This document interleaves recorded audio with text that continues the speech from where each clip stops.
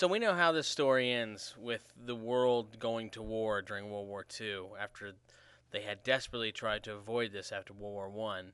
But they did not have any clue this was going to be a world war at the time, although some had an idea. In fact, the Prime Minister, the future Prime Minister of England, Winston Churchill, he said at the time when England and Germany agreed to give part of Czechoslovakia to the English, he said Britain and France had to choose between war and dishonor.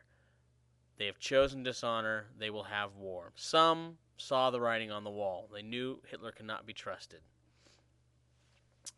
And that mistrust is going to become very apparent to the entire world when Germany invades Poland. Now, France and England had tried appeasement. They had given in to Hitler's demands with Czechoslovakia, allowing them to have the Sudetenland. Here is the Prime Minister of England, Neville Chamberlain, standing with Hitler. Chamberlain thought he could trust Hitler. Until the very end, he thought he could trust Hitler. But Hitler was a liar. And Hitler knew after Czechoslovakia that there were other things he wanted. One was Poland. As troops massed on the borders of Poland, German troops looking like they were going to invade, England and France finally came to their senses and pledged to defend Poland. But what they didn't count on was how quickly the Germans could attack and how quickly Poland would fall. End of this slide.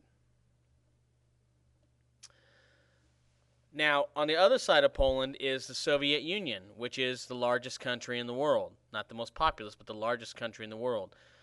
Germany and Stalin and the Soviet Union, they signed something called a non-aggression pact, which said that no matter what Germany did, as long as they stayed out of the Soviet Union, that Russia would not get involved during World War II.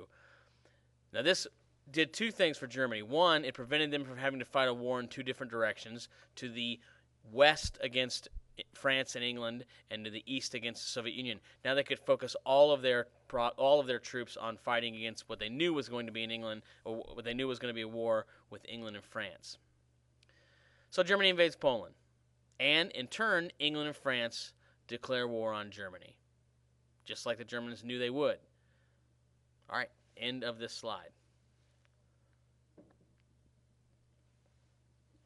What nobody knew was that Germany had really developed a new type of warfare called the Blitzkrieg, lightning war. Fast attack of the enemy, you saturate with bombs, you drop men behind enemy lines, you roll in with the most amazing, innovative, and technologically advanced tanks and weapons the world had ever seen, and you take the enemy completely by surprise and outnumber them. Here you can see the top picture. The Germans paratrooping behind enemy lines, lines of tanks at the bottom filing into Poland, and of course the Luftwaffe, the German Air Force, bombing into Poland as well. It worked. England and France had no time to get troops or help to Poland before Poland fell to the Nazis.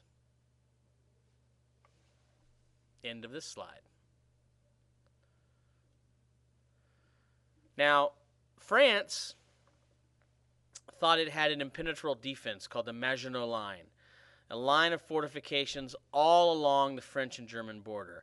From every mile of border that France and Germany shared, there was these type of guns that you see.